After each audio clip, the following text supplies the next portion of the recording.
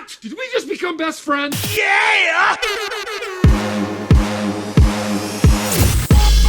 One is a t-shirt queen, and the other is an SEO and web developing ninja. And both of these squirrels are a little nuts. You're now listening to the More Gooder Ideas podcast, a show for the small business hustlers worldwide, encouraging you to be your most authentic self. This is the place where your whole story matters. Come for the tips and stay for the fun.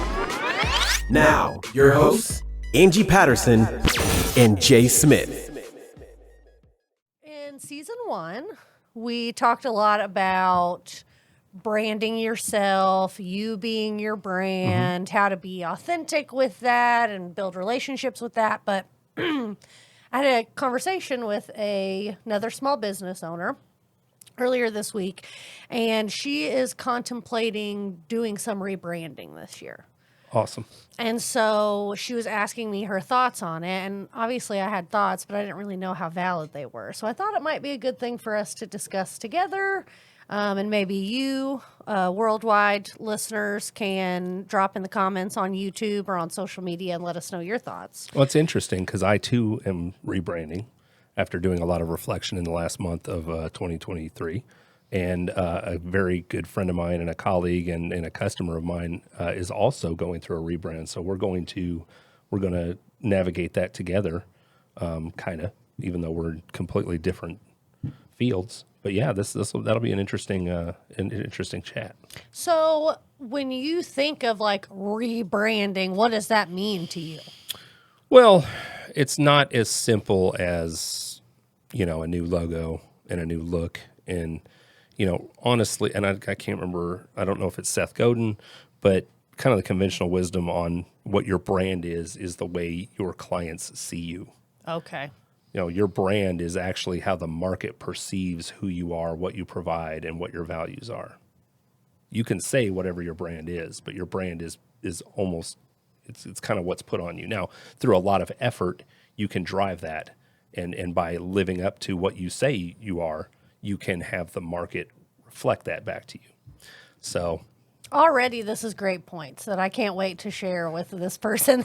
That's going to make me sound way smarter than I did the first time. I mean, a rebrand it's simply put, since I can take anything and blather on it for several minutes, it's more than just a logo. Right. Or a website.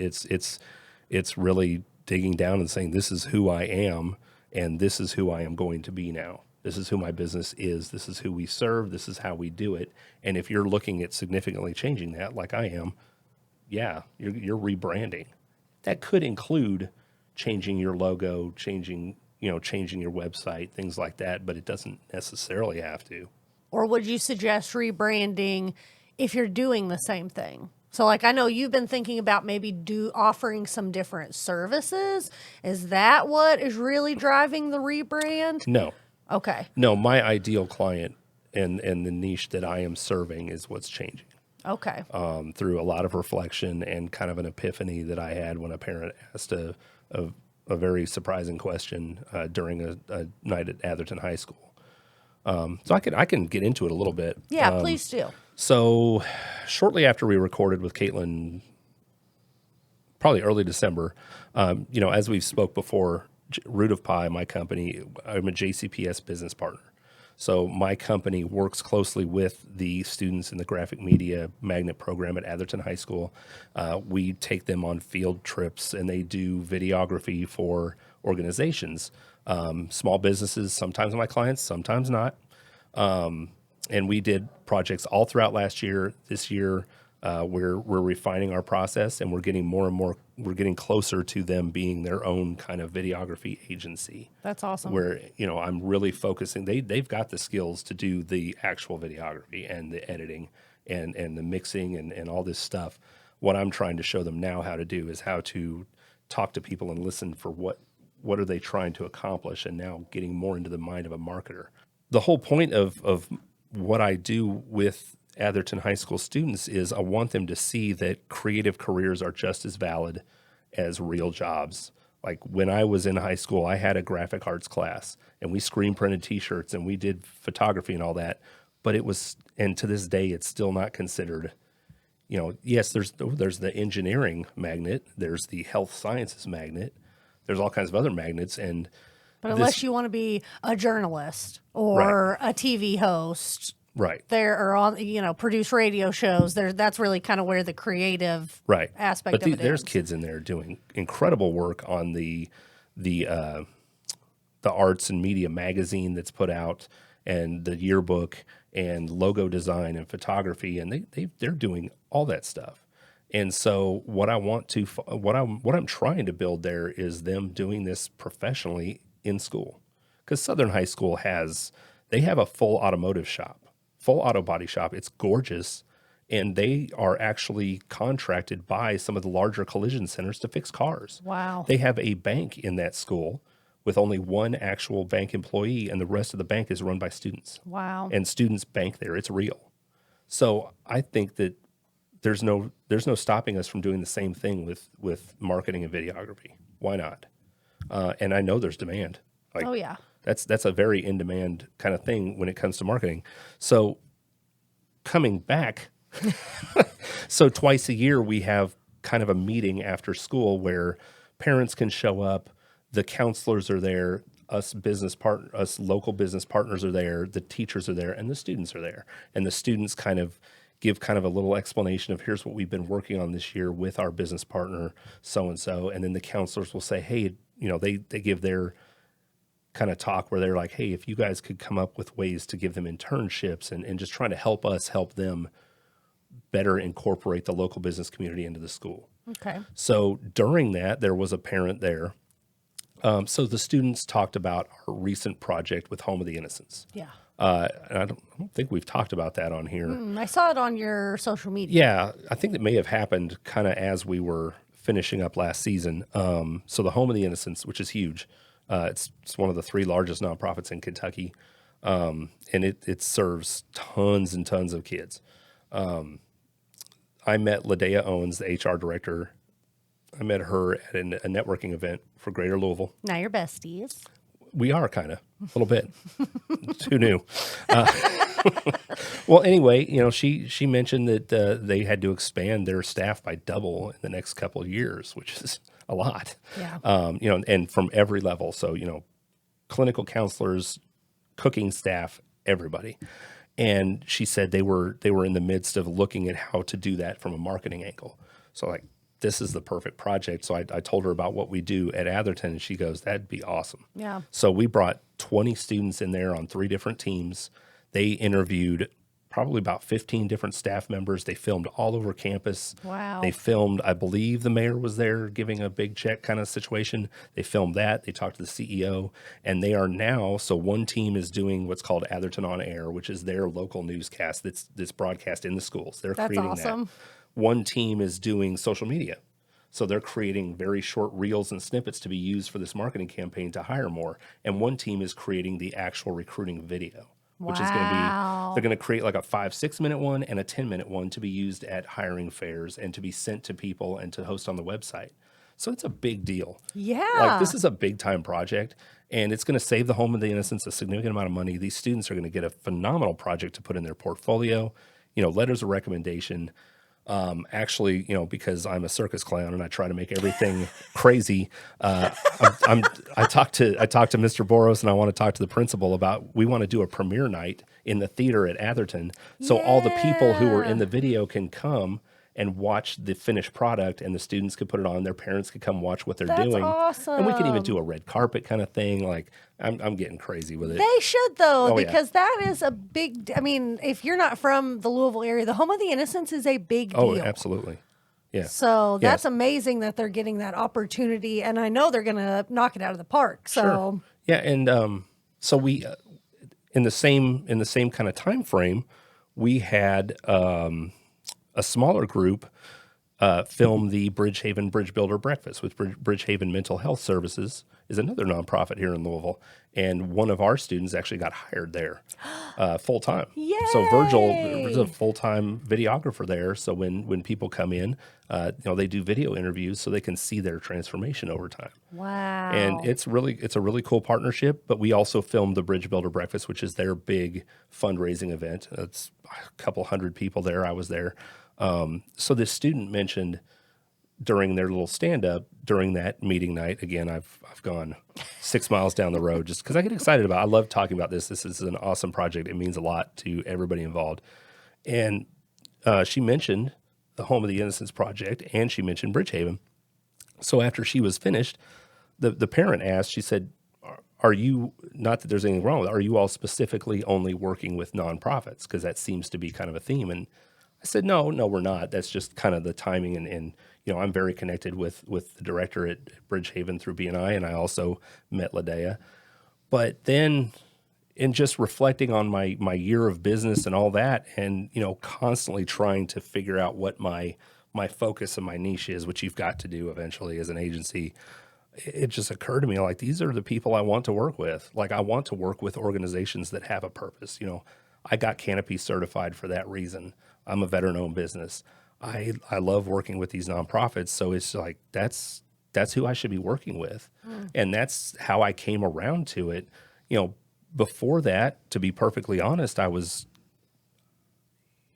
trying to shoehorn myself into a niche because I knew I had to do it. You have to focus down, or you're just generic. You're a commodity like everyone else. Like, I build websites.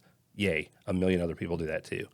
But if you specialize and become the person, so I was trying to focus more in on home services, primarily because in my first 2 years in business, that's who I was building websites for because of BNI, which is heavily... Yeah, you have some prior experience already. Yeah. That's your comfort zone. Right. I'm very good at getting them results and building them the great website, and also hooking up, their field apps and doing SEO and all that stuff. But it never quite landed for me. Like, it's a niche. Well, that's probably why you kept taking on all these passion projects. Like, we were always joking about, I got another job I'm not going to get paid for. But it was because it was something you really liked doing, and you really liked the people. It wasn't necessarily because you thought you were going to make any money. Right. And it's not that I have anything against the current clientele. I mean, I like them. They're great. But it's just, when I try to explain why I do Canopy and why I, work with JCPS, because I'm not paid to do any of that. It's hard to explain unless someone is running their business with a social impact or an environmental impact or some sort of impact in mind for their business too. Mm-hmm. Now, nonprofits is natural. That's all they do. They're nonprofit for a reason, because they are doing their business for impact. Right. But there are also millions of businesses out there, a lot of them called B Corps, which is what I'm going to get certified in this year, that certify their business as, this is a public benefit company. Like, this company exists, yes, to make a profit, but also to have a solid impact on society, the environment, our city, things like that. And that stuff, to me, from a creative angle, it's so much easier for me to build a website and to do marketing when I can really get an emotional response out of the person I'm working with. And this is why we do this. It makes perfect sense to me, because, our listeners might think you're a shithead, but I know that's my mask. That you're really a softie on the inside. And, you really are a giver. Like, you want to give to people. And just like we talked about with many of our friends, like our sourdough friend, a lot of people, when they start a business, it's because they want to monetize something that they already feel really passionate about. Sure. And that makes perfect sense to me, knowing you, that that's what you're passionate about, is giving to people. So why wouldn't you rebrand to really focus on that? And that's what I'm doing. That's my rebrand. That's what I'm doing. So just to summarize, again, you're not rebranding because your product or your actual business is changing. It's just your customer that you're changing. Well, or changing the focus. It's a little more nuanced. So because my focus is going to narrow in on that, it's going to allow me to possibly change some of my offerings and focus more narrowly. Okay. Whereas like now, now the majority of my clients who work with on a regular basis, and again, I'm not going to do anything with my regular clients. I love them to death. They got me where I am, and I get them great results. So I'm not don't want anybody to think they're going to see this and they're like, oh shit. No. But you know, like with home services, a heavy focus of part of what I do now is like your Google business profile. Like that is a massive, massive aspect of getting new clients for a plumber, a roofer, a carpet cleaner, landscapers, because the first result in the map is who's getting called. Yeah. And how many stars do they have Right. and whatever. So if I'm working with a nonprofit, it's not going to be as important. Reviews. Who's going to review a nonprofit? I mean, there will be some. Yeah. But it's not the cutthroat. We got to get this like it is for an HVAC company. Like, Yeah. we need to get more reviews. So that allows me to shift my focus, and I'm looking forward to focusing more on AI tools, chatbots, integrations, using automations to help make their lives easier inside the building too. So that their focus can be on the bigger purpose. Yeah. You know, we've always got to fax this sheet over to this agency every Monday. Like, let's automate that. Let's get that out of your hair so you could spend your energy where it's needed, which for a nonprofit is almost always recruiting or fundraising. Yeah. Or the services they provide, but I can't help with a lot of that. I can't help in some ways with the automations. But again, the other side of that coin, and it probably runs counter to some of the niching wisdom, is I also want to work with companies like mine, which are for-profit companies, but that have a heavy emphasis towards their social impact, which are B Corps. And that's why I put on LinkedIn, and I put it on LinkedIn to give myself some outward pressure that this company will be B Corp certified in 2024. Yes. Yeah. I mean, it's tough. It's very involved, and it has some ongoing reporting requirements, and it's just one of those things where, and I have seen there's a good number of web development agencies in the country who that's their focus, and they are B Corp certified, and they're a lot larger than me. But I'm For now. Yeah, for now. And it does come back and benefit you. Oh, I mean, not that that's the reason why you're doing it, but Right. Yeah, givers gain. That's the marching song of BNI, and it's true. how exciting, Jay. I know. I've just yammered for 15 minutes. Well, we haven't had a chance to talk about any of this, Right. so I'm like on the edge of my seat. Oh my gosh. Like, you've been sending me cryptid text messages about what's going on, and I'm like, oh my gosh. Is he going to go work at Costco again? Like, what's happening? I don't know if my knees could take that. I mean, it's a phenomenal place to work, a great company, but I mean, I walked 7-8 miles a day in a 4 or 5 hour shift. I need to walk 7 or 8 hours. I think I dropped about 10, 12 pounds in the first month. Wow. It was brutal on my knees though, but it was a great place to work. I had a lot of fun, a lot of great people, a lot of creative people work there. But so let's kind of get, now that we're done with my love fest for myself. Swing back around Right. here. So, well, that all helps me because I felt like when this friend of mine reached out to me, I felt like I wasn't qualified to give advice. I did anyways, but I didn't feel like I was necessarily qualified to give any advice. And so that's why I was like, this will be a great topic when I talk to Jay this week because I would like to help her, but also just for my own, knowledge and the knowledge of our listeners. So she's a product-based business. She makes her products. She makes beautiful products. And the last year and a half or so, she's kind of expanded her product offering. Definitely in the same niche, but just more options. Is she local? Yes. Okay. And I didn't have a chance to ask for her permission, or I would say That's what her okay. business is and give her name. We'll probably end up having her on the pod anyway. I would love to. I mean, it sounds like you're already ingraining yourself into her life like we do. Well, we're friends. Maybe we should rebrand the podcast to Wheedling Our Way Into Your Life. The Wheedlers. I don't hate that. So she basically was thinking about rebranding. I think she's been thinking about it for a while since she started offering more items in her store.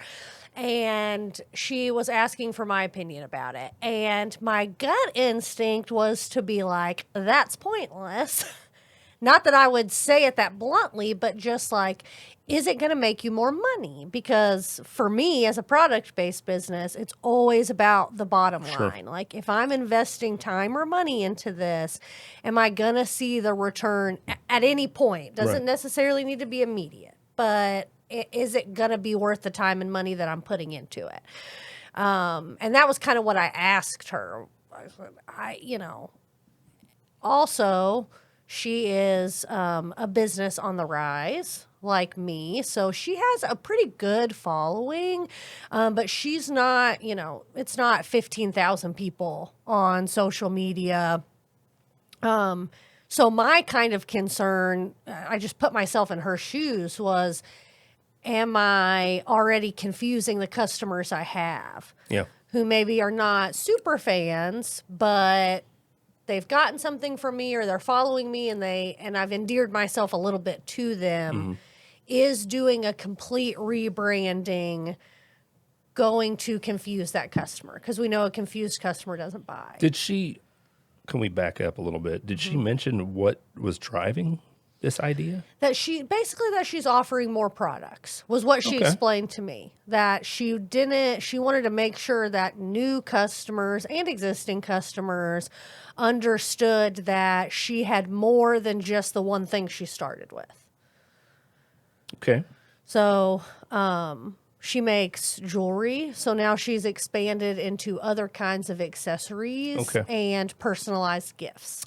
So it still all falls under kind of the same umbrella. Yeah, but I can see where that idea comes from, though, just because jewelry is a very specific thing, and not most, but actually I'd say most. When I go to any kind of interfair or whatever, somebody sells jewelry, that's what they sell. Yeah, I do see some that have a little bit of artwork and a little bit of this and that, but to your point, it almost seems kind of like a hodgepodge at if they've got all this stuff. Yeah. And then you're wondering, are you just buying all this crap, Temu and throwing it on a table?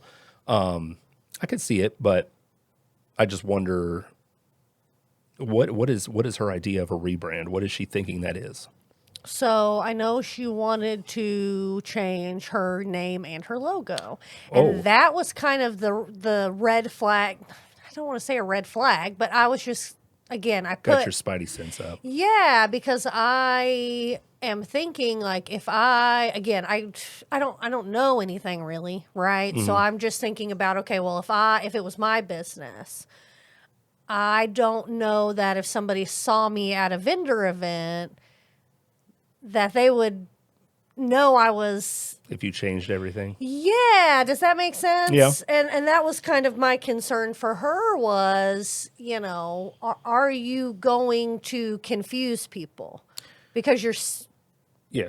And is it necessary? That was really my big thing and my big question that I didn't know how to guide her in. How do you know if it's necessary? How do you know that you need to change your logo or you need to change your name? That's kind of what I was getting at with what was driving this. Like, is there a gap?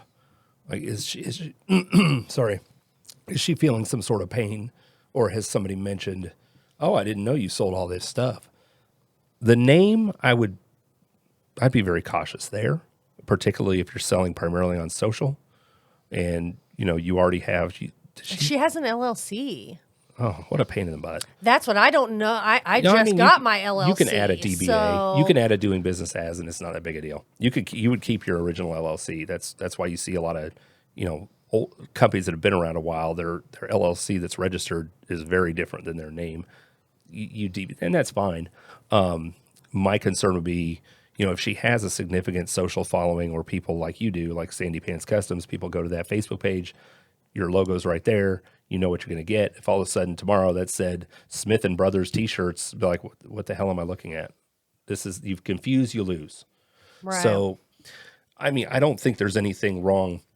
When I consider a rebrand, I don't consider it a nuclear explosion where right now it's dark and orange and white is my brand colors. If I were to consider a rebrand, I would do something more along the lines of, doing a contest on 99 Designs and having someone refigure my website, keeping my original theme and all that, what people know, but giving it a fresh look. Yeah. I could see updating your logo. You want to probably keep some elements, the main color, if there's some sort of flower or flourish in it, something like that. But you can update it where, you look at a brand book for Coca-Cola and you could see over time, or Pepsi or Apple or whoever, you could see the logos, but you can see that there is a consistent flow through there. Right. Unless you've completely changed your name like Xerox did in 1958 or whatever. What was it before that? I don't remember. Oh, okay. I don't remember. It was some company that was just kind of middling along. And then they decided to go all in on copy machines. And it was something Xerox. Like the Xerox was the machine. It was something else. It was like Heimlich something. Okay. And the Xerox was the machine. And it was so popular and it overtook their whole business that they changed their name to the Xerox Corporation. Wow. Yeah. Fun facts. Yeah. It's really cool. It's just a really cool marketing story. And in that case, made perfect sense. Like if you all of a sudden you had a character you had created and it just went nuts. That's what I am now. That's my whole personality. Nuts. Yeah. No, but if you created a character that was iconic and you're like, all the rest of your stuff is selling as it normally does, and this thing is selling thousands of t-shirts a day, it might make sense to change your brand and all that because of that recognition. Like everyone knows who that character is. Probably makes sense. Right. In her case, I would have to do a little more to, Yeah. what's the upside and what's the downside? Yes. And that was kind of what I posed to her because I know, especially with makers, people who make their product, there's, and maybe I can only speak from B2C, but maybe it is the same with B2Bs is there's this unspoken pressure to kind of live up to these standards of the people who are doing something similar to you and appear to be more successful. Oh, yeah. And I think you just described all of LinkedIn. Yeah. Like, the color of the year, for example, this year, Pantone is peach. So I guarantee you're going to see a lot of peach aesthetic things, right? In the fashion realm, let's say. So then you feel like, well, should I do my shit peach? Does all my shit need to be peach now? Because that's what this chick who has 100,000 followers on Instagram is doing. And her product isn't any better than mine. Right. I think that can be the downfall, especially if you're making your products because you're maybe a smaller business who's catering more to that local thing, is you're just blending in with everybody else they see. Yeah. I think a rebrand could be really beneficial if it's going to help you stand apart from your competition. Yes. But I fear that for a lot of people, it's actually going to make you blend in more because you're seeking that. Oh, yeah. You can't change every year with a Pantone color. Is a rebranding going to make you stand apart from the chick you follow on Instagram because she's your ideal of what you want your business to be? Or are you turning into her? I think a rebrand can make sense, like in my case. Because my current website, my look, it's very stark. It's very dark and white. And then it's got very big, bright pops of color. From what I've seen in the competitive market, it's a lot more muted and calmed down and nature colors and stuff like that. It might make sense, but to me, that's not low-hanging fruit when it comes, I need to do competitor research and make sure I'm providing the top-notch product for these people, just like I do for anyone else. And, if I start bringing in ridiculous amounts of money, then those fine-tuning, like a rebrand to me is a fine-tuning type thing. Unless you are, in my mind, if you were to say, next week, for whatever reason, like costs are through the roof, you can't stand the smell of t-shirts anymore, whatever. You're not doing t-shirts. You're doing jewelry. I would rebrand. Yeah. I would, because you're going to be brand new anyway, and you will have effectively alienated your existing user base just because you don't provide what they bought from you in the past. Now, I would do it gracefully. I would do a big campaign about it and let them know, and maybe even, for my existing long-term customers, provide them free samples of what I'm changing to and even get their input. Ooh. Yeah, because then that keeps them around for the rebrand because they're a part of the process. Right. Crowdsource it a little bit, which I'm going way down the dumb idea route. I think sometimes we can become complacent in our businesses too. Like, I'm so sick of looking at this damn orange logo. Right. This was so cool when I made it 4 years ago.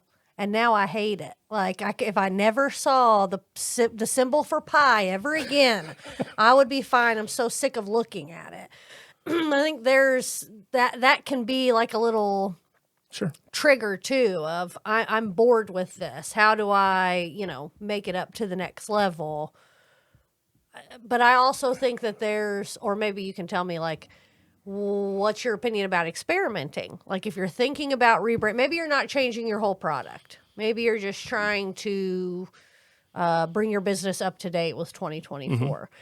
I told a potential client that last week, and I did a website review, and he already knows the website's way out of date, and he just took over the business.